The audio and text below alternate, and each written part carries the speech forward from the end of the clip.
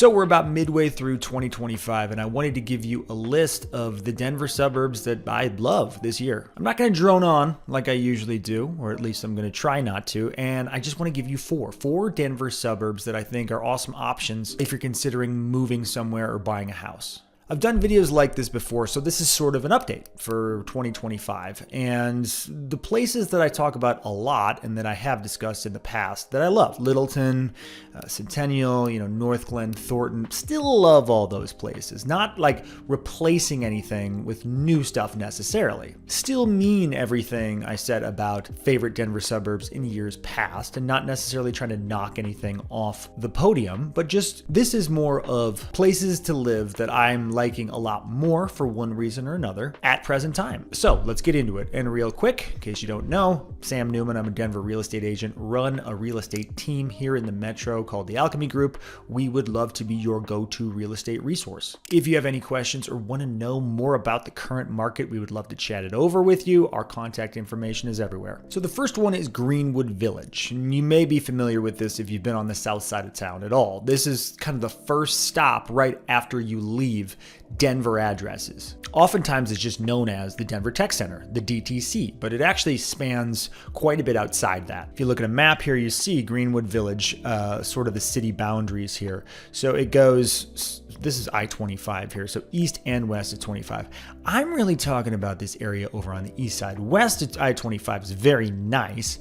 It's essentially extension of Cherry Hills Village. So it's very, very expensive over here, big lots, gated, that sort of thing. It's very nice if that's what you're looking for. There's a place called the Preserve, a neighborhood that I absolutely love in there. But if you're looking for something a little more affordable, we're looking on the east side here, around the Denver Tech Center. And I'm particularly talking about this Cherry Creek area. It's just to the south, let's say, Cherry Creek Reservoir and Cherry Creek State Park, which is where it gets its name. This is also very confusing because it shares a name with a very prominent Denver neighborhood as well. And this has been a point of confusion for some folks moving into town. When they heard me talk about Cherry Creek, the neighborhood, they thought we were talking about Cherry Creek, this part of Greenwood Village. Well, if you live here, there's that Cherry Creek, but the Cherry Creek Denver neighborhood is all the way up here, okay?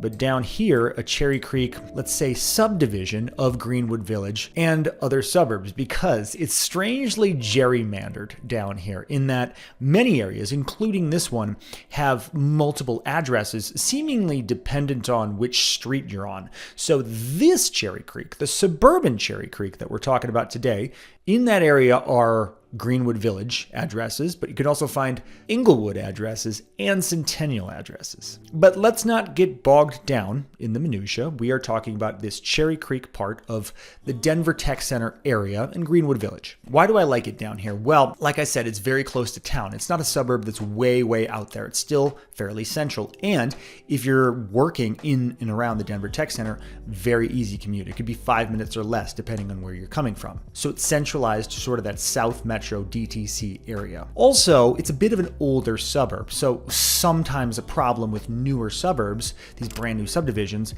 they got no trees. It's a bunch of nice houses, but there's no trees because it takes a very long time for trees to mature, obviously, and become the big shady streets that many people, including myself, find appealing. This part of town has been around for a long time. They were building there really in the 70s. Plenty of time for those trees to mature. So it feels like an older suburb. It's very nice, very safe. I don't know, if you're a teenager, you're probably going to say it's boring. But if you're someone looking for a nice, simple, pleasant place to live close to the DTC, this might be it. Moving over to the MLS here, because we're just going to check out a few listings. It's not cheap. These are not cheap homes because many of them are very nice. They're very big. Like I said, there's a lot of benefits to living in this area. So you can really go from multi-million-dollar homes down to something more reasonable, if on the high side of the Denver Metro median home price. So here's one in the Cherry Creek Vista neighborhood. So this is right where I was talking about. This closed for $758,000. 4-bed, 3-bath home, 2,500 square feet. So not huge, but not small either. And if we take a look, you'll see it's surrounded by some of the aforementioned trees that I was talking about. It's nice. This is a remodel, $750,000 house, nice part of town, has a yard, open kitchen, finished basement. You see the backyard here. Very nice. very quiet, simple, but not in a bad way. And if you want to up your price point, you can get something quite a bit different. Here's one that closed for just shy of 1.5 million. That may sound like a lot of money depending on where you're coming from, but if you're familiar with the Denver Metro, it's not insane. 4,300 total square feet on this one on Ida Avenue. By the way, you'll see both of them that we're looking at actually have Inglewood addresses. Like I said, let's not get bogged down. We're talking about this suburban Cherry Creek area. You can take a look at here. You can see it's a different style of home, still older, but vaulted ceilings. Also in Cherry Creek Vista, quite a bit more space. Updated, but not crazy. That kitchen could probably use a little refresh. Big primary suite, big walk-in closet, 5-piece bath. Again, not a super recent update. You got the deck off the back. You have a big lot. This is a 5-bed, 5-bath house with just under a quarter-acre lot. So you are paying for space, creature comforts. You're paying for a pad that's getting you close to what you need with everything you need right there. This size of home would fit most families. Okay, so that's it. Number one, the suburban Cherry Creek area of Greenwood Village-ish, not to be confused with the Cherry Creek, Denver neighborhood. Let's get a little simpler. Number two, Lafayette. For this one, we were gonna go to the other side of the metro. So we were down here and we were gonna go all the way up to the northwest side, almost to Boulder, Lafayette, Colorado. And this is one of the benefits of being here is the proximity to Boulder. It's Boulder County. If you work in Boulder and don't wanna pay those prices, because many people don't, this is a good option. What I love about Lafayette is it's close to Boulder. It has good schools. You can still access all of that stuff over there to the west. Also the northwest side of the Denver Metro. It's nicely positioned between those two things. Fort Collins, if you want to get to it, is not hard, but also it has its own soul. It has its own town feel as well. It actually has a little downtown. You know, if you've watched these videos on Suburbs before, I really, really like suburbs that have their own downtown. It's not just rows of houses that are driving distance to a downtown. They are close to adjacent things that are probably bigger and more active, but they have their own downtown as well. It's not all of them that are like this. Lafayette's one of them. It has this little downtown strip, kind of Old Town Lafayette, it's called, on Public Road. It's got the Post Brewing Company, which is a great place to have some fried chicken and some beer, supper club, Mexican restaurants, coffee shops. It's got something to do right there. It's not going to be downtown Denver, of course, but for many people, that's a bonus. So Lafayette is not cheap either. Again, Boulder County. Median home price at present moment, $838,000. But again, that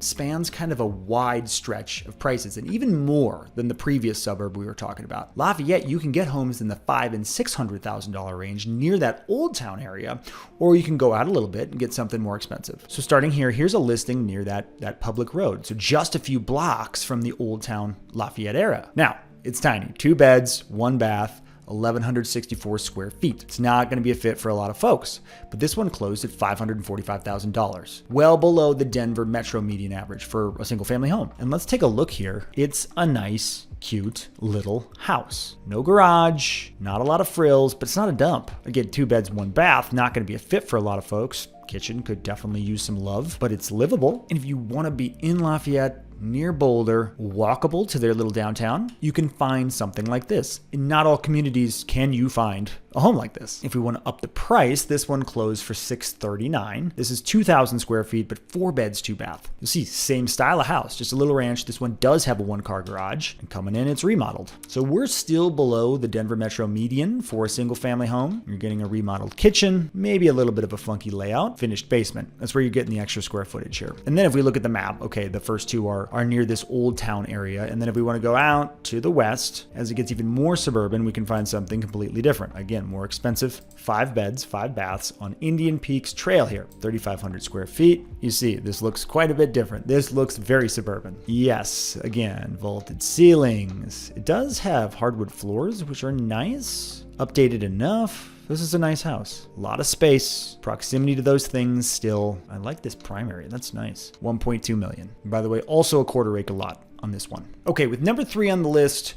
we're getting a little weird. We are getting out there, literally. This one, probably not even technically a suburb because of how far from Denver it is, but I'm including it on the list because for a certain type of person, I think it has a lot to offer, and it's Bennett, Colorado. Okay, you may or may not have actually heard of Bennett. Let me tell you, if you're watching this video, you probably shouldn't move to Bennett. Just chances are you shouldn't, because it's so different from everything else in the Denver metro. Here is the Denver metro. Where is Bennett? Way the heck out here, well past the airport, on the plains to the east. It is a different world. And for some people, that's a good thing. I don't think most, but for some people, they love it.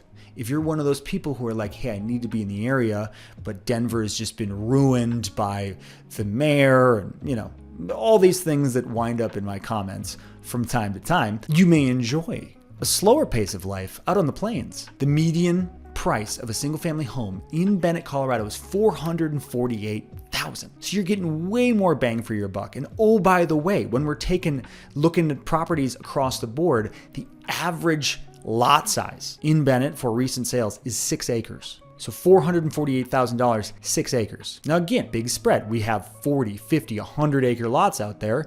Then we have the area near town that's much smaller. So it's got a little bit of both. Let's look at one of each as far as recently sold properties here in Bennett. So this one was right around the median, $465K. Okay, this was sold in earlier 2025. Almost 1,900 square feet, 3 beds, 3 baths. This is a new build, 2024. So this is in town in Bennett, Colorado, if you will. Very, very rural vibe. Okay, so completely different. Even when you're in town, you probably still have a view of the grain elevator. It's still going to feel like Bennett feels, which is rural, ranch, probably different politically. You get the idea. One of the things I like, one of the reasons this is on the list is because I like the long-term potential of Bennett. As things continue to push east, it's on that I-70 corridor from Denver going east. It's been developed quite a bit the last 10, 15 years. I think it still has a ways to go. I think this is going to be a really good investment long-term. Anyway, back to this house.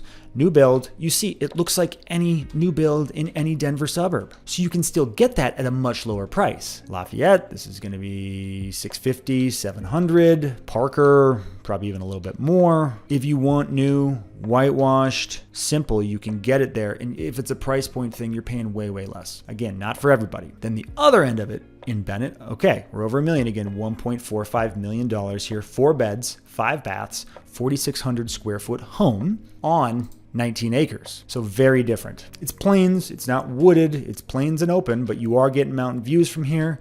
And I mean, look at the house you can get on almost 20 acres. You can live like a king and a queen in this French countryside, let's say, style home. I mean, you got a lot of space inside and outside. As far as a primary bedroom and bath, here's what you're getting. Yeah, look at this. This has got the bar downstairs. It's a walkout. Honestly, if you're one of those people that's just like, I need space, I need my acreage, here you have it. Great long-term potential, I believe. One of my partners, Janine Rosetta, lives out here. She loves it, I think. Okay, so number 4 on the list, we're still a ways out there, not as far out as Bennett, is Frederick, Colorado. So this is well on the north side of the metro. You see it up here, kind of past Erie and just southeast of Longmont. So it's as much a Boulder suburb, it feels like, as it is a Denver suburb. It's kind of right in that middle ground. A healthy drive if you're going to try to be getting into Denver quite a bit, but if you only need to come into Denver every so often and you want, again, your money to go further and a place with some long-term growth potential, this is one of those. Frederick does have its own little downtown, which is nice and charming and cute. Median home price, $530K. We can take a look at a few different homes here. So this one sold for $565. It is a 4-bed, 3-bath. Just over 2,000 square feet. It is a newer build. It should look familiar. It's a nice house that one can actually afford. It's not as far removed as Bennett's. It's not going to feel like horse and cow country, but it feels more rural, semi-rural, semi-suburban type of thing. If we're to go down in price, we're going to see what we can get here in Frederick. So this one's at $470. Very small home, 3-bed, 2-bath, but 1,100 square feet. So older. This one's built in 1997. Let's take a look. Small home, but I don't know why there's a hot air balloon picture in the middle there. Busted out the patio furniture.